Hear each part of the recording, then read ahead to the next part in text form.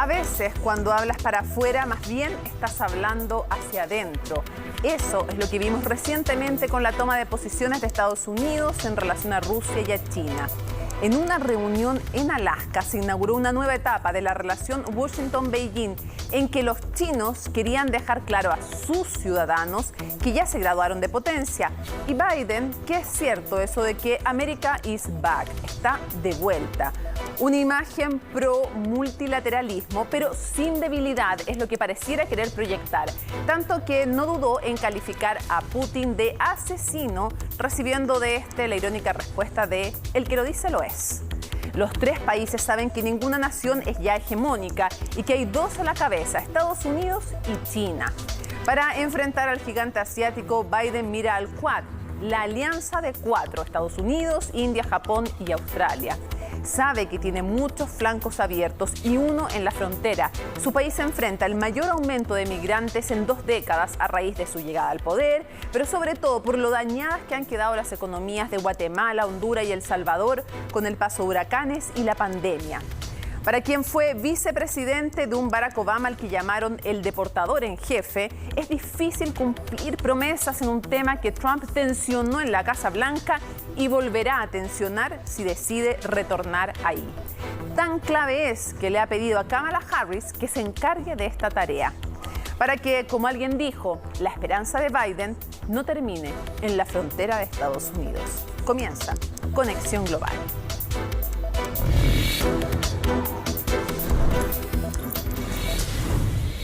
Quiero que comparemos de inmediato algunos datos de estos dos gigantes que se enfrentaron tan duramente, ¿no? Sus líderes, Estados Unidos y Rusia, y tenemos a nuestro país también para tener una magnitud, una idea.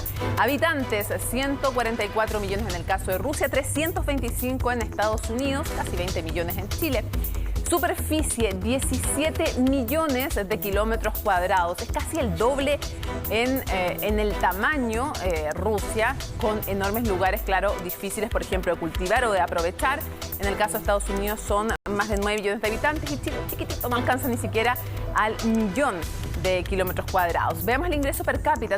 Son cerca de $11.000 por habitante. Entonces, en el caso de Rusia, 6 veces más, casi, en el de Estados Unidos. Y Chile tiene 14.000, más que Rusia y muchísimo menos que Estados Unidos, ¿no?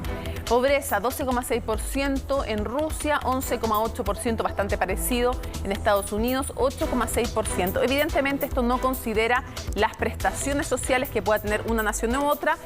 Si viéramos una pobreza multidimensional, evidentemente las cifras serían diferentes. Crecimiento, ¿qué pasó? Bueno, sabemos que es año de pandemia, ¿no?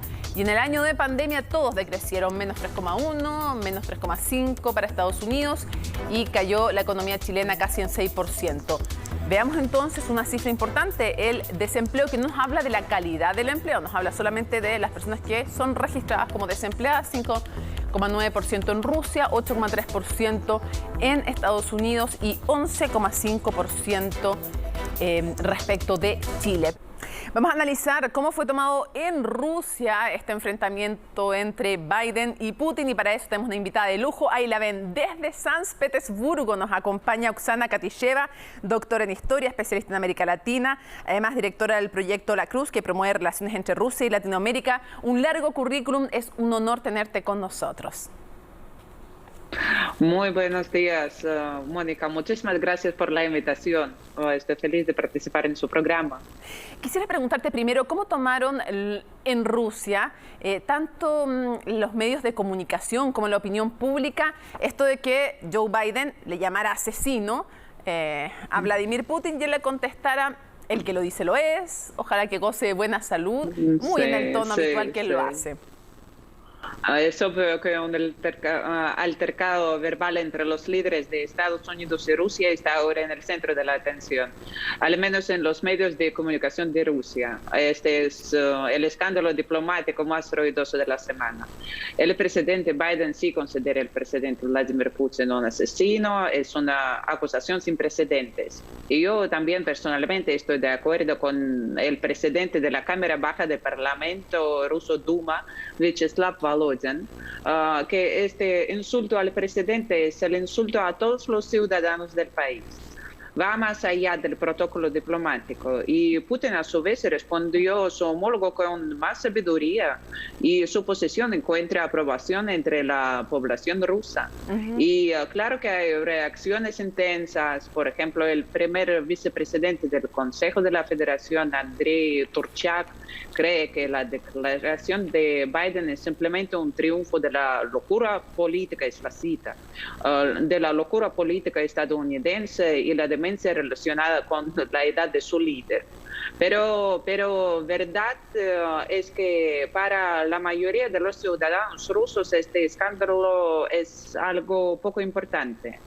Es un tipo de episodio de las relaciones intensas entre dos países y una manifestación de la falta de voluntad política y diplomática de Joe Biden y que trata de rechazarse su postura de actuar en relaciones internacionales. Sí, sí. Quisiera preguntarte, tú como Sí. analista y otros analistas los que has escuchado, ¿cuál crees que es la jugada estratégica que está buscando Biden? Podrán algunos estar de acuerdo con el apelativo, otros podrán encontrar un insulto y encontrarlo terrible. Más allá de eso, en la táctica política, ¿qué crees que es lo que busca Joe Biden? Pienso que este discurso ofensivo está formado para dos metas principales. Primero, durante la carrera electoral, Biden prometió adoptar una postura más dura que Trump hacia Rusia. Y por lo tanto, este discurso para la audiencia estadounidense. Entonces, se sigue solamente con lo que prometió durante la campaña. Y Biden así cumple sus promesas. Y segundo, es un código lingüístico para los aliados de Estados Unidos en el mundo. Este determina un vector de la política estadounidense hacia Rusia para los siguientes años de la presidencia de Biden. Y verdad que eso fue confirmado también en un informe de inteligencia de 10 de marzo de 2021 en Estados Unidos, recién desclasificado y que afirma que Moscú trató de denigrar a Biden en beneficio de Trump.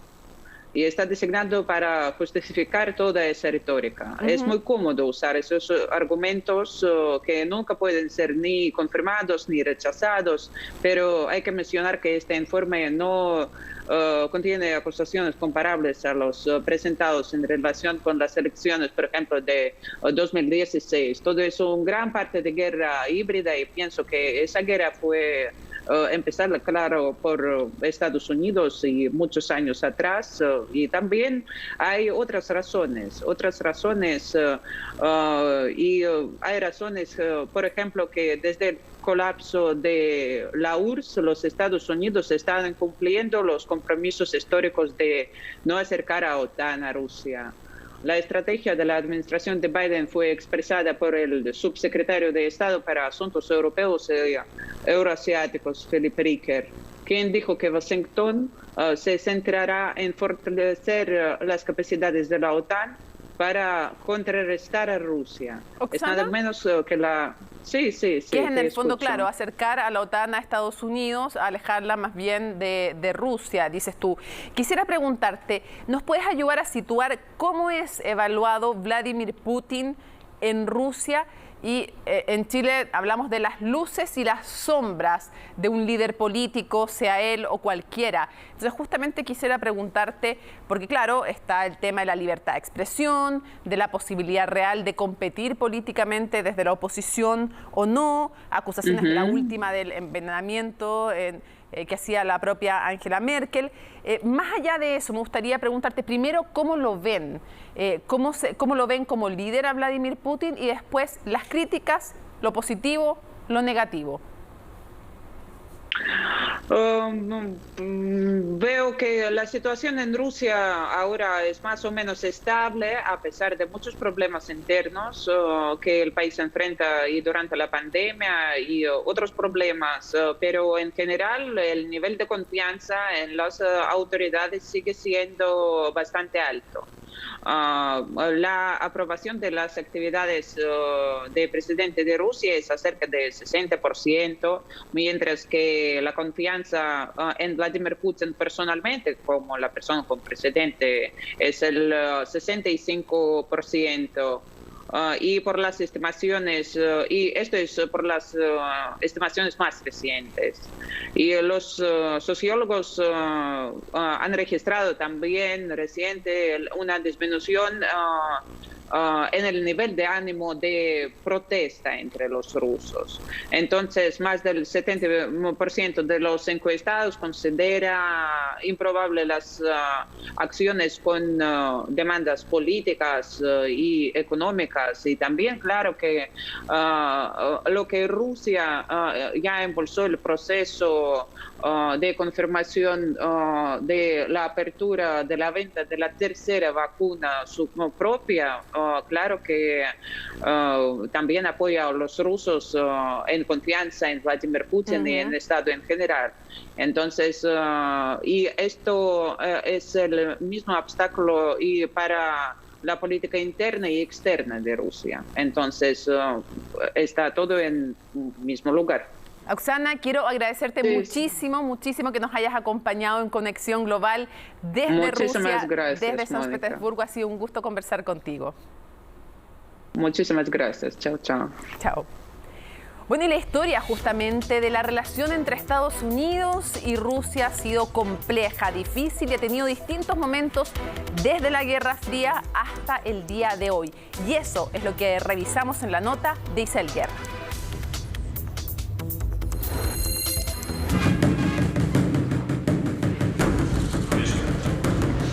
Apretones de manos y risas frente a las cámaras, aunque no es un secreto que estos históricos enemigos siempre han arrastrado innumerables problemas. La Segunda Guerra Mundial unió a Roosevelt, Stalin y Churchill en una histórica cumbre en Teherán. Sin embargo, el idilio duró apenas unos años. America is many things to many people. Freedom to own property. La cordial relación entre la Unión Soviética y la potencia norteamericana se deterioró con la Guerra Fría, que tuvo su punto más álgido durante la denominada crisis de los misiles, que por varios días tuvo al mundo en vilo. Durante la semana pasada, evidencia contundente ha establecido que se está preparando una serie de emplazamientos de misiles ofensivos en esa isla. Una década después y en plena detente, las superpotencias rivales daban sutiles luces de querer tender puentes. Ejemplo de esto es la firma entre Nixon y Brezhnev de un histórico tratado que limitaba el arsenal nuclear. En los 3 años que llevo en el cargo, uno de mis principales objetivos ha sido establecer una mejor relación entre Estados Unidos y la Unión Soviética. Nuestros 2 países tienen mucho en común. La revolución iraní y la invasión soviética en Afganistán generaron nuevos conflictos, aunque la llegada de Gorbachev y Ronald Reagan abrió la puerta a nuevos diálogos, coincidiendo con la caída de la Unión Soviética.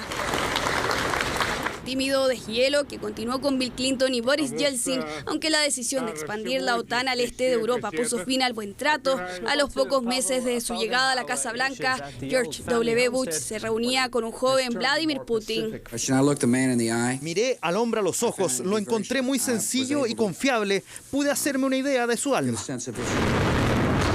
La incursión de Estados Unidos en la guerra de Irak volvió a caldear los ánimos, algo que empeoró con los años. Por eso, a su llegada a la Casa Blanca, Barack Obama se propuso comenzar desde cero. We want to reset our relationship. You get it wrong. I got it wrong. It should be перезагрузка. And this says перегрузка, which means overcharge. El episodio fue un pronóstico de los años de tensión que se vendrían después con la negociación de armas nucleares y el respaldo abierto del país euroasiático al régimen de Al-Assad en Siria, aunque el punto de inflexión fue la anexión de Crimea. Reconocemos la difícil y compleja relación entre Rusia y Ucrania, pero no podemos quedarnos al margen cuando la soberanía y la integridad territorial de un país es flagrantemente violada. Si no hay consecuencias, podría ocurrirle a cualquier país que está aquí hoy. Quiebre que se hizo aún más evidente al término del mandato de Obama, con las denuncias de la injerencia de Rusia en la victoria de Donald Trump, quien pocas veces se atrevió a desafiar a Vladimir Putin. Rusia nunca ha interferido ni interferirá en los asuntos internos de Estados Unidos, incluidos los procesos electorales. La llegada de Joe Biden a la Casa Blanca vino de la mano de una postura más dura, el envenenamiento del opositor Alexei Navalny y las nuevas denuncias de injerencia rusa en las elecciones pasadas dieron pie a las polémicas declaraciones del demócrata. ¿Usted cree que Putin es un asesino? Sí, lo creo. El que lo dice lo es. Cuando tú juzgas a otra persona u otro estado, siempre estás mirando un espejo, mirándote a ti mismo. Gallito entre Biden y Putin, que abre dudas sobre cómo será este nuevo periodo entre Estados Unidos y Rusia, con un Biden que por ahora decidió pasar a la ofensiva. Vamos a analizar la historia de las relaciones entre Estados Unidos y Rusia y el momento actual junto a Andrés Servín. Desde Buenos Aires nos acompaña el expresidente del think tank regional CRIES, es doctor en ciencia política, un largo currículum. Muchísimas gracias por acompañarnos en Conexión Global. Buenas tardes, Mónica. Gracias a ustedes por invitarme. ¿Cómo diría usted? Teníamos recién la nota en que recorríamos desde la Guerra Fría hasta nuestros días esta historia de relaciones complejas. ¿Cómo diría usted que cambia desde Barack Obama, Trump y hoy con Biden? ¿Cuáles son los matices en esta relación? Bueno, yo creo que siempre hubo una percepción muy marcada por el legado de la Guerra Fría en la política exterior estadounidense hacia Estados Unidos. Con Trump hubo un acercamiento más de carácter personal, a pesar de la denuncia sobre la intervención de Rusia en las elecciones de 2016, que de todas maneras favorecieron a Trump. Y en el transcurso de la relación entre Trump y Putin hubo una evidente empatía, o por lo menos así lo manifestó el presidente Trump, y eso permitió también solventar algunas situaciones de tensión con China, con la cual la relación se iba deteriorando progresivamente y se incrementaba la rivalidad estratégica entre Estados Unidos y China, particularmente en el año 2019, cuando hubo la crisis del estrecho de Taiwán. Sí, claro. Y hubo posibilidades de un choque entre China y Estados Unidos. Rusia intervino para justamente distender la situación y desescalar el conflicto. Entonces, lo que pasa es que en esto siempre también juegan muchísimo las percepciones, es decir, y de lado y lado hay percepciones heredadas, aunque yo diría que la percepción en Rusia, en general la población, con respecto a Estados Unidos, ha crecido en un sentido de ser una percepción positiva, particularmente entre los jóvenes. Y el reciente intercambio entre Biden y Putin pareciera no haber movido demasiado el amperímetro en el sentido de deteriorar las percepciones rusas y particularmente la juventud con respecto a Estados Unidos. Ahora, esto no quiere decir que no estén muy tensas las relaciones. Yo creo que es más lo que aparece en la superficie en este intercambio, y yo creo que fue la respuesta de la aseveración de Biden fue marcada mucho por su propia experiencia emocional de la relación con Putin y de cómo Putin actuó eventualmente en lo que pasó en el 2016 y en la relación con Trump. Entonces, ¿perdón? Sí, es que te iba a mencionar justamente que en el pasado, cuando era vicepresidente, Barack Obama se encuentra con Putin, cuando Putin le había entregado en el fondo la presidencia a Medvedev y él era primer ministro, y de hecho le dice, un poco en broma, un poco en serio, lo veo y pienso que usted no tiene alma. Y le responde Putin, nos vamos a llevar muy bien. O sea, luego viene el tema de la intervención rusa. Entonces, claramente hay una historia también personal de desconexión, así como había, de alguna manera, admiración mutua con Trump, con tipos de liderazgos más parecidos. Pero a nivel país quisiera preguntarle, ¿cuáles son hoy día los temas de mayor fricción entre Rusia y Estados Unidos? Bueno, yo creo que nos hemos desentendido del principal foco de tensión y de conflicto en este momento en el planeta. Y esa es la región de Asia-Pacífico y particularmente la estrategia del Indo-Pacífico por parte de Estados Unidos de restaurar las relaciones con sus aliados para de alguna manera enfrentar a China y contenerla en la región. Y en esto, vuelvo a Rusia, porque Rusia no está excluida de esta ecuación, esta ecuación. Lo que vimos en los últimos días es este encuentro del canciller Lavrov con el canciller Wang Yi, y el acuerdo de que iban a llevar el tema de la tensión en la región al Consejo de Seguridad y que llamaban a tomar medidas para mantener la estabilidad regional. Y esto tiene que ver con que realmente desde el punto de vista de la conflictividad, el Indo-Pacífico se está volviendo, el Indo-Pacífico, el Asia-Pacífico, depende de la perspectiva con que se mire, se está volviendo el campo de confrontación y de posible escalamiento del conflicto hasta poder llegar a un conflicto bélico. No está descartado, ¿Andrés? ¿no? Con esto, sí. Siempre se dice, bueno, la confrontación ahora natural de Estados Unidos, o la rivalidad más que la confrontación, es con China. Ya no es con Rusia como era con la Guerra Fría, aunque hayan temas de confrontación y aunque Rusia haga alianza con China. Pero la pregunta es, malas relaciones entre Estados Unidos y China, ya vemos lo que provocan en todo el mundo, guerra comercial, y es un tema que inmediatamente afecta a todo el mundo. ¿Qué puede generar a nivel global una mala relación entre Estados Unidos y Rusia? Yo creo que nosotros tendemos a ver las situaciones en términos binarios. Y aquí hay una situación triangular. Hay un eje entre Rusia y China y Beijing, claro, que ha arrancado desde 1996 en una asociación estratégica que ha ido avanzando, no ha llegado al punto de ser una alianza militar, pero esta última declaración sí coloca las cosas en su lugar desde el punto de vista de los ámbitos multilaterales, donde sí van a coincidir, van a seguir coincidiendo en sus posiciones, enfrentados a Estados Unidos, muy claramente.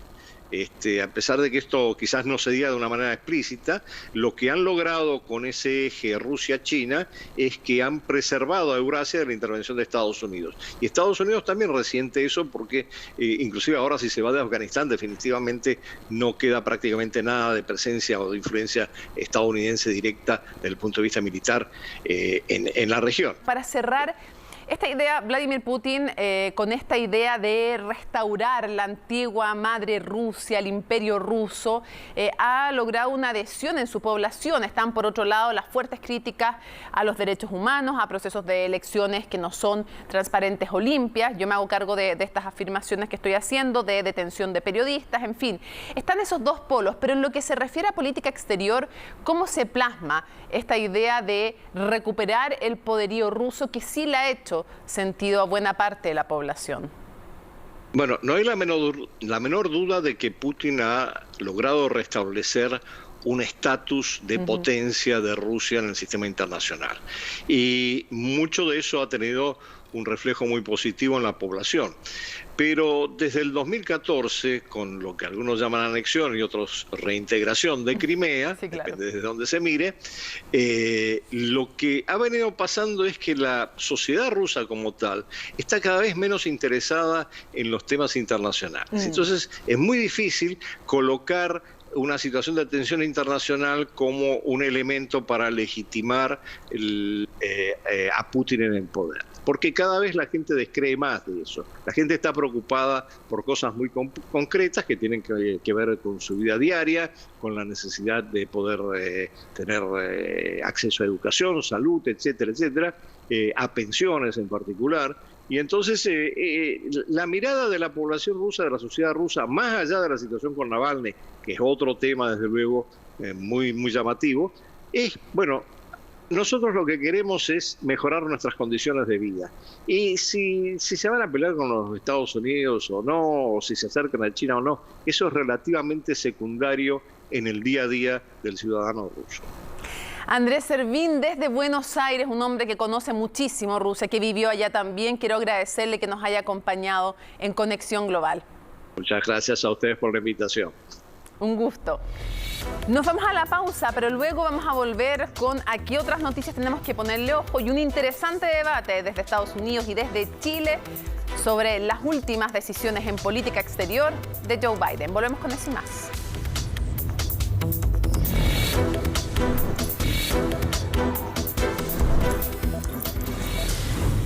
Volvemos a Conexión Global. ¿Qué otras noticias hay que tener presentes en la agenda? Nos lo dice en el ojo con Mario Rega. Hola Mónica, sí, vamos a revisar las otras noticias que están marcando la pauta internacional de esta jornada, viajando a Brasil, donde se registraron masivos cacerolazos durante el discurso del presidente Jair Bolsonaro sobre la pandemia. Esto en el mismo día en que el país sudamericano, Mónica, batió un récord global de muertes diarias bajo la consigna Fuera Bolsonaro. En ciudades como Río de Janeiro, Sao Paulo y Fortaleza se registraron protestas en contra del presidente de ultraderecha por la gestión de la emergencia sanitaria. Y es que el segundo país del mundo más golpeado por el coronavirus está viviendo semanas dramáticas, catastróficas, debido al aumento de los contagios y también de las muertes. De hecho, este martes se registró la cifra diaria más alta a nivel mundial. 3.251 personas murieron en tan solo 24 horas. A esto se suma que casi la totalidad de los estados reportan que las unidades de cuidados intensivos tienen una ocupación del 85% de sus camas. En su discurso de tan solo 3 minutos, Bolsonaro aseguró que las vacunas están garantizadas para 2021 y prometió que en muy poco tiempo Brasil retomará la vida normal. Sin embargo, poco más del 6% de los 210 millones de habitantes ha recibido una de las dosis y solo en las últimas semanas se ha acelerado la compra de vacunas. Horas antes de su intervención, el presidente brasileño juramentó al que es el cuarto ministro de Salud que asume la cartera durante el año de pandemia. Se trata del cardiólogo Marcelo Queiroga, quien llegó para reemplazar al general del ejército Eduardo Pazuello. Escuchemos a Bolsonaro. Quiero tranquilizar al pueblo brasileño y afirmar que las vacunas están garantizadas. Al final del año habremos alcanzado más de 500 millones de dosis para toda la población. En muy poco tiempo retomaremos nuestra vida normal. Bueno, y ahora viajamos hasta Europa, donde el gobierno alemán se retractó y anunció la cancelación de las medidas de confinamiento estricto para Semana Santa que fueron dadas a conocer este martes. El anuncio fue hecho por la propia canciller Angela Merkel tras convocar a los líderes de los 16 estados regionales de Alemania a una reunión de emergencia. Solo un día antes y tras otro encuentro con estos mismos jefes regionales, Merkel había comunicado la decisión de cerrar el comercio no esencial e incluso los supermercados y prohibir la celebración de oficios religiosos durante los días de Semana Santa como forma de frenar el alza de contagios que registra la nación europea y ante la circulación también de las nuevas variantes.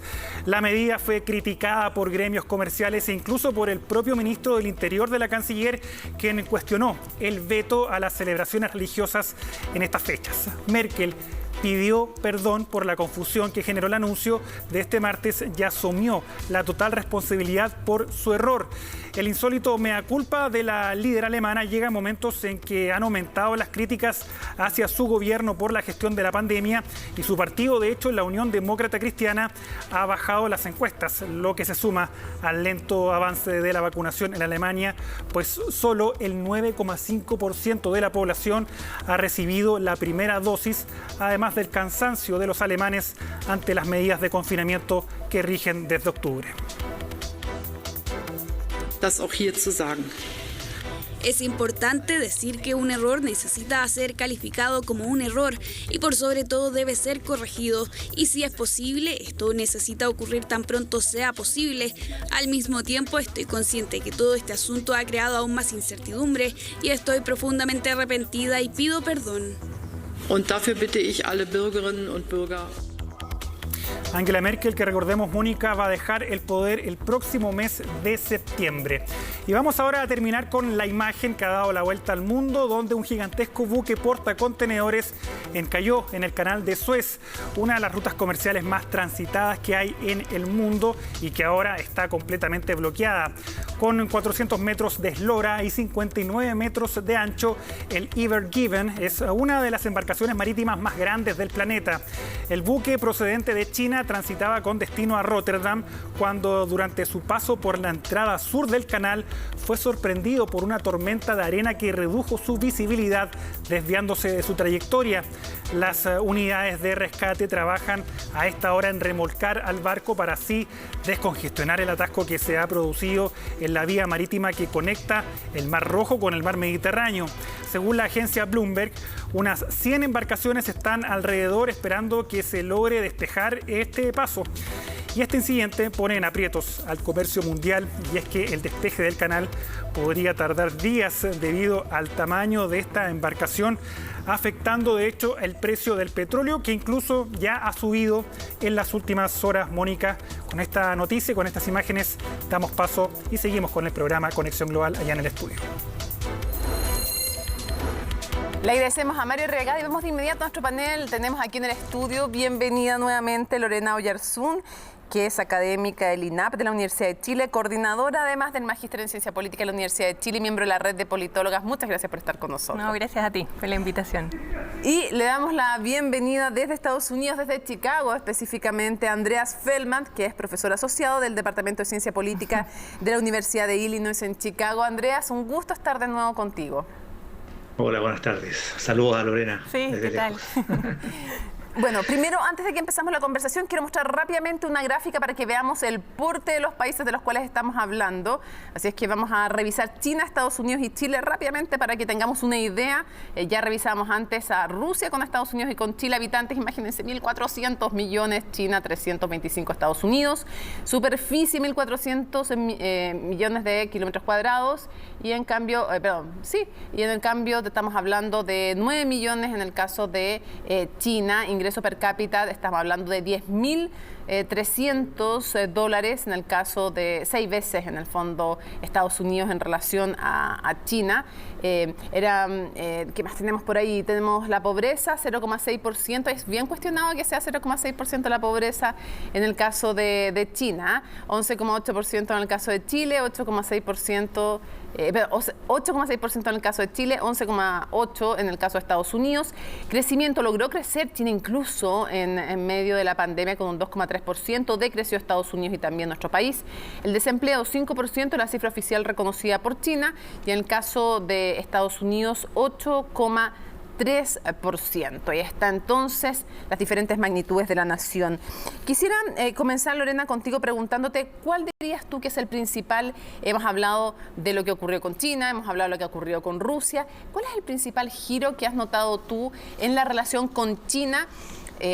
Biden, me refiero después de que se reúnen en Alaska, se juntan las dos delegaciones, no estaba Biden ahí, sino que estaban los líderes de cada una de las diplomacias, y son muy duros en recriminarse públicamente, después se encierran a trabajar. ¿Qué nos dijo esa reunión? A ver, yo creo que estamos en un contexto en que para Estados Unidos, efectivamente, uno de los principales desafíos, además del local y nacional que por supuesto tiene con la pandemia, está relacionado primero con afianzar lazos, pero también con seguir la competencia comercial con China. O sea, ese tema yo no le veo tanta diferencia a lo que fue la administración de Donald Trump.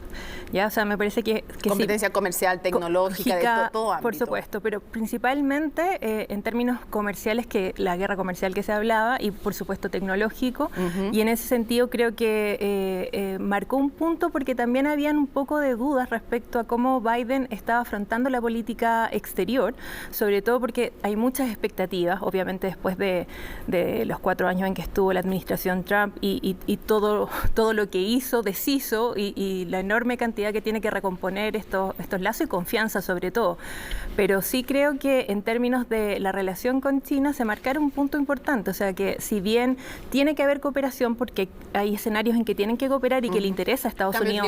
Cambio climático, por supuesto, que eso es súper relevante, pero en temas comerciales yo creo que va a seguir generándose esta tensión, y sobre todo porque acá en la entrevista anterior que se mostraba Andrés conversando un poquito de la narrativa indo-pacífica, va muy relacionado con esta idea en que Estados Unidos dejó fuera, mucho tiempo estuvo fuera del TPP, por ejemplo, de muchos acuerdos comerciales. Incluso China acaba de firmar con la Unión Europea un tratado de inversión.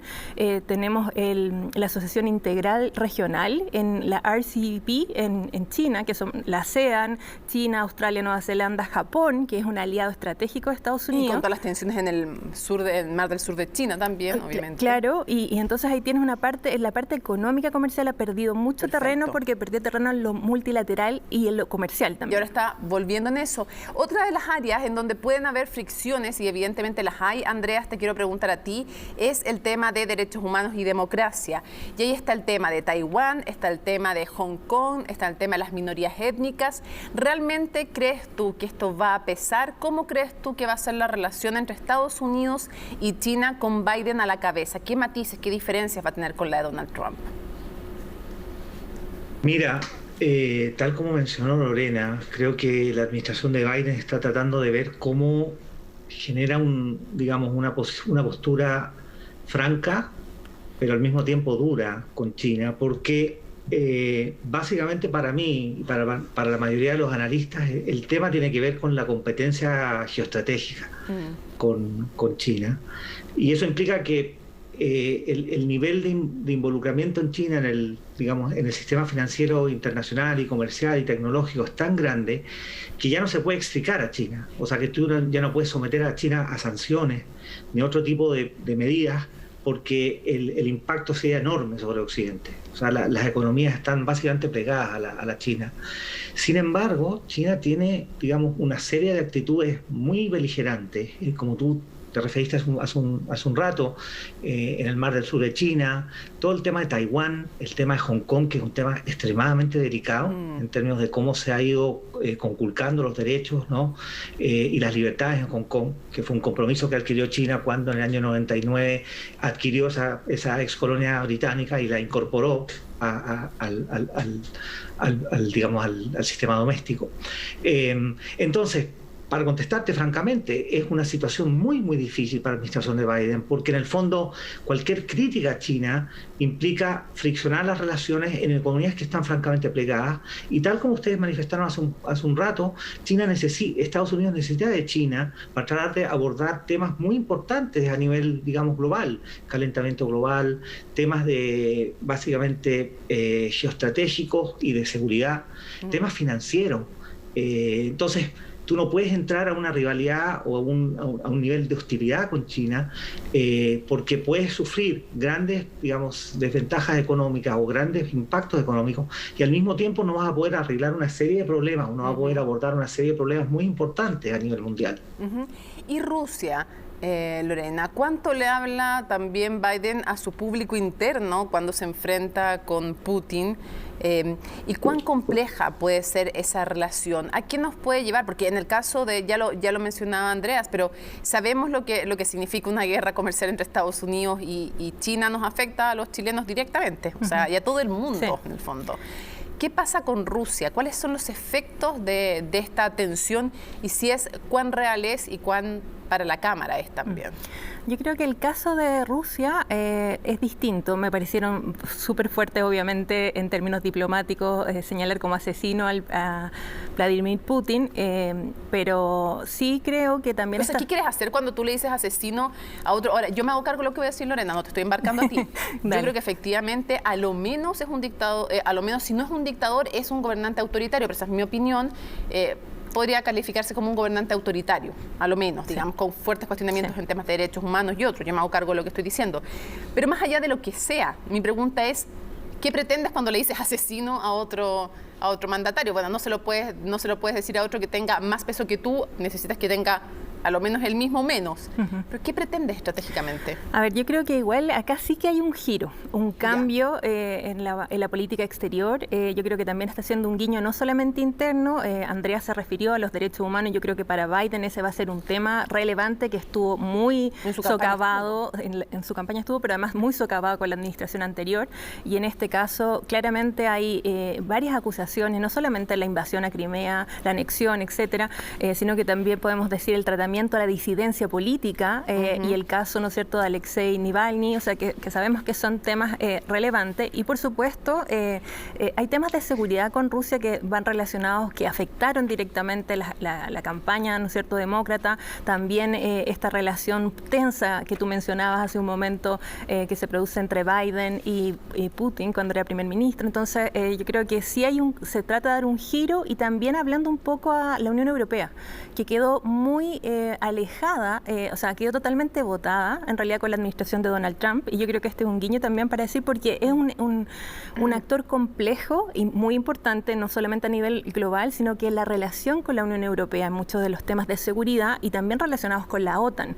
O sea, también es decir, la entrevista anterior que mencionaba esto de que no se ponía a Rusia en la OTAN, bueno, hay que entender que la OTAN se creó en un escenario de Guerra Fría, que por supuesto para hacer frente al Pacto de Varsovia, pero que en la actualidad era un contrapeso. Era un contrapeso, absolutamente. Y en la actualidad, si bien se mencionó en algún momento, también hay algunas medidas o algunas directrices que debería tomar, por supuesto, Rusia para entrar, ¿no es cierto? Y actualmente muchos de quienes están en la OTAN fueron anteriormente satélites de la Unión Soviética. Claro, y no tienen mucha simpatía con que se incorporara. Andreas, ¿cómo se toma desde el interior de Estados Unidos estos giros en política exterior? ¿Con cuánto respaldo cuentan? ¿Con cuánta crítica se escucha?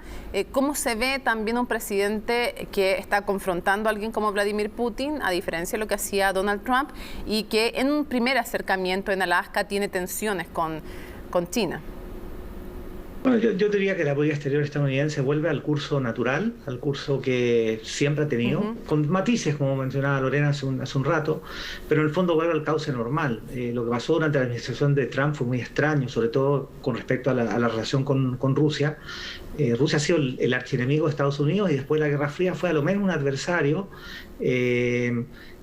Básicamente tuvo intromisión en las elecciones del 2016, ha tenido un comportamiento muy beligerante en política exterior, en Siria, en Libia, en una serie de lugares. Entonces la postura de Estados Unidos era muy, muy extraña, ¿no? Y la postura del Partido Republicano, que siempre tuvo una postura muy dura con respecto a la Unión Soviética y luego a Rusia, era muy extraña. Entonces creo que se retoma un poco la línea con una política de Estado frente a Rusia. Yo creo que hay niveles de apoyo, pero acá el nivel de polarización es tan grande que en el fondo básicamente depende de a quién le preguntes, ¿no? Creo que en general el establishment en Washington hay como una sensación de alivio, de que básicamente la política exterior está en manos de gente competente, que sabe lo que hace, que tiene una estrategia y una política, digamos, clara. Pero hay sectores duros del Partido Republicano que claramente están ya, digamos, reclamando con respecto a la postura de Biden frente a China, por ejemplo. Piensan o alegan que es básicamente una claudicación por parte del presidente Biden, el tono con el cual ha digamos, generado la relación con China, más allá, digamos, de que ha sido bastante fuerte, al menos en las declaraciones. Pero ya la idea de sentarse a trabajar y tratar de generar, digamos, algunos puntos de coincidencia es visto como una claudicación intolerable por algunos sectores duros del Partido Republicano. Les quiero mostrar unas cifras rápidamente, porque hay una crisis de la cual se ha hablado poco, migratoria en la frontera de Estados Unidos. Vemos unas gráficas cuando hablamos de la cantidad de indocumentados o personas que no tienen regularizadas la situación de Estados Unidos, son entre 10 millones y medio y 12 millones. Cuando hablamos de las deportaciones, esto no comienza con Donald Trump. De hecho, Barack Obama deportó más que Donald Trump por cantidad de años que estuvo cada uno al mando, pero si se analiza por año, durante el primer año de Barack Obama, el 2009, se deportó más del doble de personas que lo hizo la administración Trump en su primer año de mandato, ¿ok? Pero lo que sí hay una diferencia, no separaba a las familias en el caso de Barack Obama, que es lo que se le ha criticado mucho en el caso de Donald Trump. Ahora, si revisamos los 5 países que más tienen inmigrantes en Estados Unidos, México lidera ampliamente con más de 11 millones de personas, le siguen China con casi 3 millones, luego India, Filipinas con más de 2 millones y por último El Salvador con casi 1,5 millones de personas. Ahora revisemos cifras actuales de niños y jóvenes separados de sus familias al momento de cruzar la frontera. Según cifras oficialmente, Tenemos 5.000 niños que están bajo la custodia de la Oficina de Aduanas y Protección Fronteriza de Estados Unidos. En algunos casos hay relación con sus padres, se sabe dónde están, y hay cerca de 500 niños que no se sabe dónde están sus padres. Y ahí vemos 10.500 bajo la custodia de que han cruzado sin sus padres o sin algún adulto responsable. La cifra de migrantes indocumentados que ha cruzado la frontera desde México ha subido mes a mes desde mayo pasado. En febrero superó los 100.000 con un aumento de 28% sobre el mes anterior. En el caso de los menores no acompañados, el aumento mensual fue de 61% en febrero, y en el caso de las familias 163% con respecto a enero pasado. Se dice que estamos hablando del mayor aumento, Lorena, en 20 años, y que esto tiene que ver con muchas variables: los huracanes, la pandemia, la llegada de Biden al poder. ¿Cómo se ve esta crisis? Porque es una crisis para el interior de Estados Unidos y para el exterior. A ver, es un tema complejo, por supuesto. El tema de migración involucra a personas y claramente la situación en que estaba anteriormente, la política, o por lo menos el tratamiento, la narrativa que utilizó el gobierno de Donald Trump fue fatal. Y esto también, cuando se habla que ha sido la mayor cantidad, estas cifras que tú das sobre hace 2 décadas, yo creo que también hay que considerar estos factores que tú mencionabas. O sea, en un escenario de pandemia, donde claramente países que ya son muy vulnerables económicamente, donde la violencia está generalizada, me refiero principalmente a las caravanas centroamericanas. Honduras, Guatemala, El Salvador, el triángulo centroamericano. Claramente eso promueve que haya una mayor necesidad de movilidad. Y del mismo modo creo que hay que tener en consideración que no sé si todos están, hay un porcentaje importante que está intentando ingresar, que obviamente ven una percepción de mayor flexibilidad, y claramente fue la idea que mencionó, ¿no es cierto?, que Biden trata de hacer ese cambio, pero sin embargo también hay que pensar que muchos estaban en México, o sea, porque no es que no estaban ya ahí esperando tener algún tipo de oportunidad porque habían sido deportados inmediatamente, porque quienes pedían asilo los enviaban a un tercer país seguro, en este caso si era México, Guatemala, etcétera, pero que estaban ahí anteriormente. Y a mí me llama la atención que, tal como decía Andreas hace un momento, yo creo que para entender también la clave de la magnitud, pero además lo difícil que tiene la administración Biden para gestionar este tema, es que está muy polarizado. Ya vemos cómo grupos de republicanos fueron a Texas, y anteriormente nunca cuestionaron esas políticas que fueron tan duras. Eso no es excusa, porque se tiene que abordar. Pero es un tema que es complejo para todos los países, porque yo creo que van a aumentar los flujos migratorios. O sea, esto en todas partes, en Chile también. ¿Cómo se toma, Andreas, este tema al interior de Estados Unidos? La última noticia que alcanzamos a ver fue que le pide a Kamala Harris que se haga cargo. O sea, está dando una señal importante Joe Biden cuando decide emplear también capital político de su vicepresidenta en el intento de solucionar esto. ¿Cómo puede tensionar las relaciones con México, con El Salvador, con Guatemala, con Honduras? Porque tiene 2 frentes, de nuevo, lo que conversamos con Lorena, un frente interno y un frente externo. ¿Cómo analizas tú esta crisis migratoria? Bueno, lo más triste de esto es que es un problema que realmente no tiene solución y que pasa de una administración a otra. La línea siempre ha sido más o menos la misma, desde la administración de Clinton, que es una política de disuasión, una política dura, en el fondo tratando de evitar, digamos, el ingreso de personas por sectores irregulares, indocumentados, y luego varía en la narrativa. O sea, si uno ve la narrativa de la administración de Trump, fue una narrativa extremadamente dura, pero en los números, tal como tú señalabas, no fue tan extensa como la deportación durante la administración del presidente Barack Obama, ¿no? Entonces creo que Biden nuevamente hereda un problema, un zapato chino, que tiene que ver con las condiciones de inviabilidad, diría yo, de las sociedades en Centroamérica y en México, que en el fondo está generando fuertes presiones migratorias, ¿no? Hoy en día la administración de Biden básicamente no deja entrar a nadie. Hay una orden sanitaria que impide el ingreso y solamente está haciendo básicamente una excepción en el caso de menores de edad. Y en general te diría que el número no es tan grande. Estamos hablando de algo así como 10.000 menores de edad que han entrado y que están siendo procesados, ¿no? De modo que se está generando básicamente una polémica interna con respecto a los números, que tiene que ver con el cuello de botella que existía en el caso, digamos, de las personas que quedaron y no pudieron cruzar durante la administración de Trump. Muchos de ellos que están básicamente viendo sus solicitudes de asilo acá en Estados Unidos, ¿no? Y una vez que en el fondo se generó el cambio de administración, hubo una gran expectativa de que las condiciones iban a cambiar, pero no cambiaron.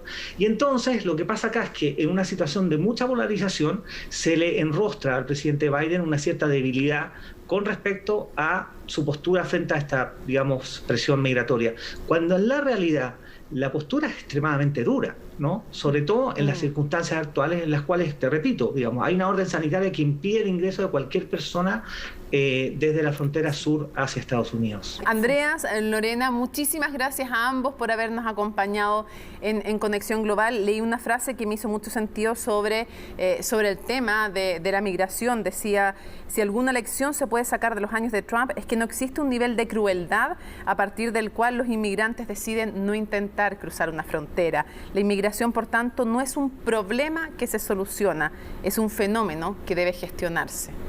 Interesante perspectiva para mirarlo, porque las fronteras ya no existen en lo global que es este mundo, en el sentido, existen legalmente, pero no existe ninguna noticia que vayamos a ver en el mundo que no nos vaya a afectar de alguna manera u otra a todos. Por eso hacemos siempre Conexión Global. Nos despedimos de ustedes dos y a ustedes, por supuesto, sigan en la compañía de CNN Chile. Nos vemos en un próximo Conexión Global.